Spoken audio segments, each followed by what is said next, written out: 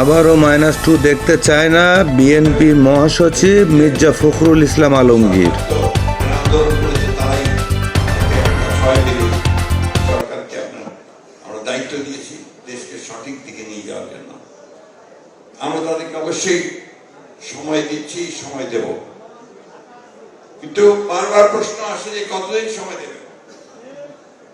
আমরা সেই পর্যন্ত সময় দেব যে পর্যন্ত একটা যৌক্তিক ভাবে তারা একটা নির্বাচনের ব্যবস্থা তৈরি করতে পারবে।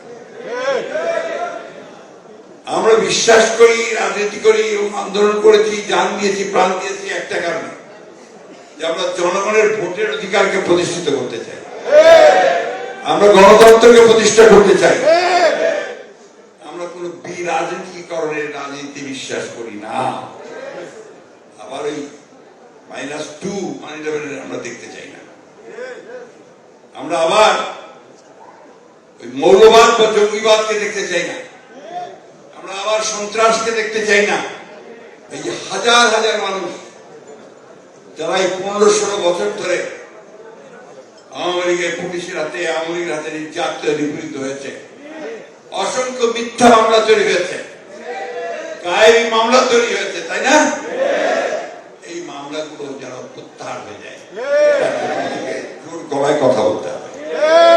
এই মামলা আমার ব্যক্তিগত কারণে হয়নি, এই মামলা হয়েছে রাষ্ট্রকে সঠিক পথে নিয়ে যাওয়ার চেষ্টা করার কারণে, তাই না?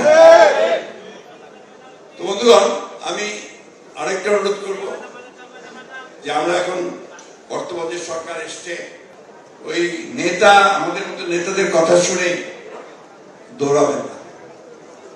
ভালো মন্দ বিচার করার কথা আছে নিজেরা, কারণ আপনারা শিক্ষক। আপনাদেরকে প্রতি মুহূর্তে চিন্তা করতে হবে যে আমি আমার জাতিকে কি দিয়ে যাব। আমার জাতিকে আমি তখনই দেবো যখন আমি একটা ছেলেকে সঠিকভাবে শিক্ষিত করে গড়ে তুলতে পারবো।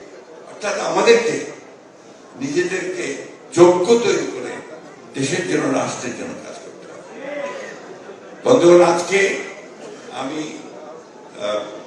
আপনাদের সামনে দোয়া চাইতে চাই যে আমাদের দেশনেত্রী বেগম খালেদা জিয়া, তিনি অসুস্থ, ডাক্তার সাহেবরা চেষ্টা করছেন, আমরাও চেষ্টা করছি তাকে চিকিৎসার জন্য বাইরে নিয়ে যাওয়ার জন্য, তার জন্য দোয়া করবেন। আমাদের আরেকটি ঘটনা ঘটেছে যে আমাদের দলের প্রতিষ্ঠাতা শহীদ প্রেসিডেন্ট জিয়া রহমানের সময় থেকে বদরুদ্দোজা চৌধুরী সাহেব, ডাক্তার অবসরপ্রাপ্ত, তিনি আজকে ইন্তেকাল করেছেন।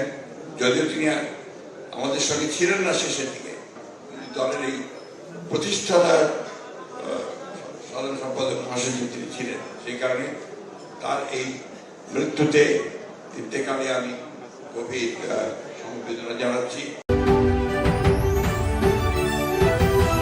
Voice Jessore, always in search of truth.